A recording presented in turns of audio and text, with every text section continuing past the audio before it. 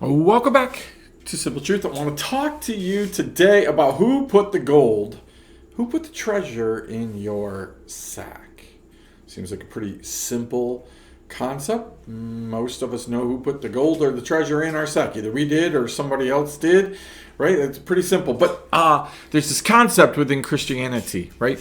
We're constantly wanting to take the credit for that which is God's. Right? The truth is, I've been reminded frequently in the last couple of weeks about the fact that you know that everything that you have is God's. Everything.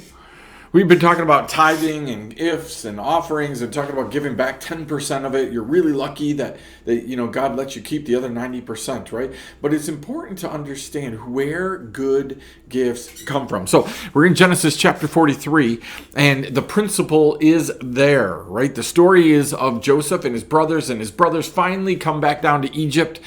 They left their brother there for a very long time, waiting for their return, right? And they finally bring their younger brother, Benjamin, with them, much to the chagrin of their father, right? He wasn't very happy about the whole thing, right? So they send him down. He sends them all down to get this thing accomplished called bringing food back to them, right? I want to pick it up in verse 20, right? Actually, let's just start 19. It says this: So they went up to the steward of Joseph's house, spoke with him at the door of the house, and said, "Oh, my lord, we came down the first time to buy food." All right? And when we came to the lodging place, we opened our sacks, and there was each man's money in the mouth of his sack, our money in full weight. So we brought it again with us, and we brought our money down with us to buy food. We do not know who put our money in our sacks.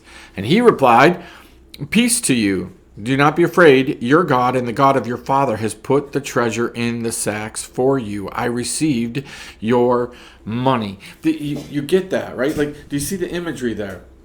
There's a lot of times that we're going through life and something happens and we don't know, right? There's a lot of times when non-Christians don't know the blessings of God.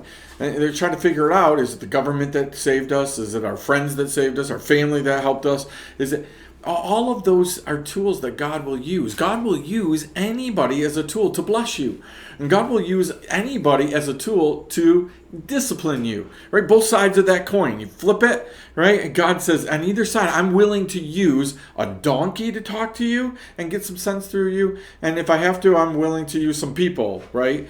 To get through to you. But God uses all kinds of things, right? God blesses people, right? He's the one that puts the treasure back in your sack. The question is whether or not you are responsive to that. Do you get it? But I want you to understand that the last part here, because this is a Jesus moment, right?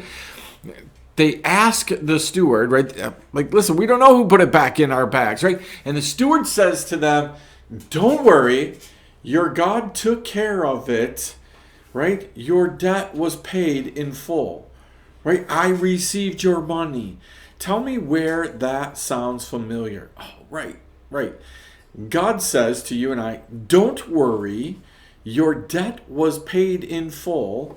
I received your payment. It's Jesus. You understand that this is the same concept, the same idea. Somebody paid for something that you owed, right? You owed it. You were obligated it. And God paid it. Like, what a great concept. We see Jesus in the Old Testament. We see Jesus in this story. They were concerned about being able to pay the debt. They brought what they thought was enough to pay the debts. And the steward says, "No, don't worry. Your debt was already paid." Right? Go on with me. It says this: "And when the man had brought them into Joseph's house and given them water, and they had washed their feet, when he had given them their donkey fodder, they prepared the present for Joseph's coming at noon. For they heard that they should eat bread there." Right? Now, again, we look at this, right? And we look at the whole idea. They are preparing themselves for who? For Joseph. They're preparing for the meeting. Listen, there is such a godly principle here, right? We accept that which God has given us, right? We accept the gift of Jesus, but we're to prepare ourselves for his coming. We're to prepare ourselves for his return. We're to prepare ourselves to meet God. You get that, right? But notice again, so Jesus-like. What did Jesus do before he served the disciples communion at the Last Supper? He washed their feet. What happens here? They're given water to wash their feet. Wherever we've been, wherever you've been, it's gone. Prepare yourself to meet Joseph. Grasp the importance of this. Joseph knows what's happening here, but these guys know nothing.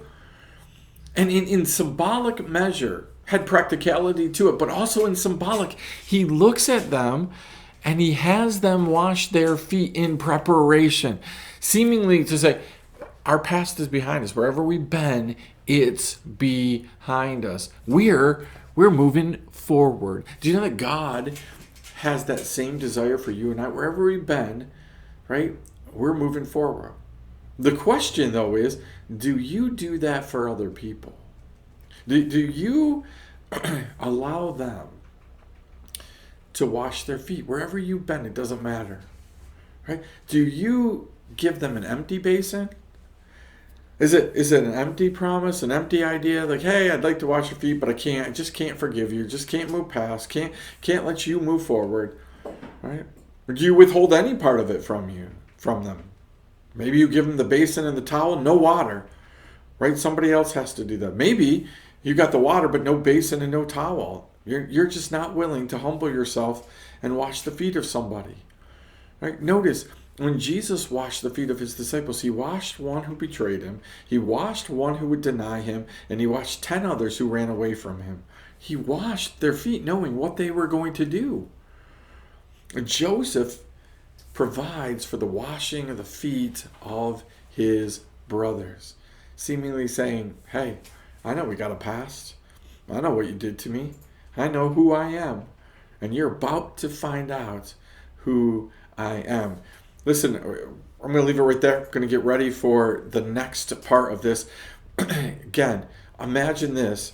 Joseph's brother's been waiting a very long time, right? As far as they know, Joseph's dead, right?